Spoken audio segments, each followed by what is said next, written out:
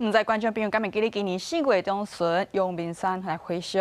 阳明山水用气火烧4.5公顷，就安尼烧去。也国研院完成内部的调查，讲引起火灾其中一支空气品质的监测器，去年8月嘛捌着火。不过厂商去拖着时间，无紧换较安全的锂铁电池，唔那会甲内部人员来处罚，也厂商这边呢嘛会赔偿。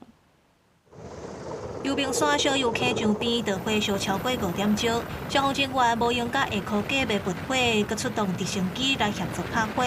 这源头是国家实验研究院的空气品质监测器。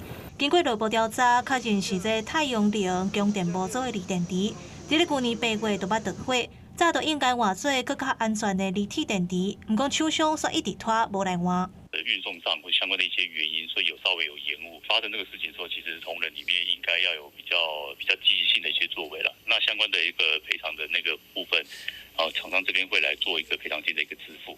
生态物价嘛无法度算大偌济钱，这届大火受损的面积差不多4公顷半，百姓的瓜房甲2成减掉，未做人工复育，将来会当等伊家己成长。 有关处表示，这段时间会当做的，就是监测复原的进度。另外，佮加上报道受损、器材损害，目前初步估算赔偿金上8万。那监测的部分，这个有一些设备，然后还有就是监测的部分，将近1年，大概也要2、3个月，它开始会冒出头啦。就是算1年，大概1年时间复育这样。对对。讲到空气品质监测器，立法院嘛关心环境部下底监测设备。 环境部表示，这和国研院的监测器类型无同款，全国差不多有1万台，分布伫咧18个县市，由地方的环保局家己维护运转。目前已经请地方来巡查。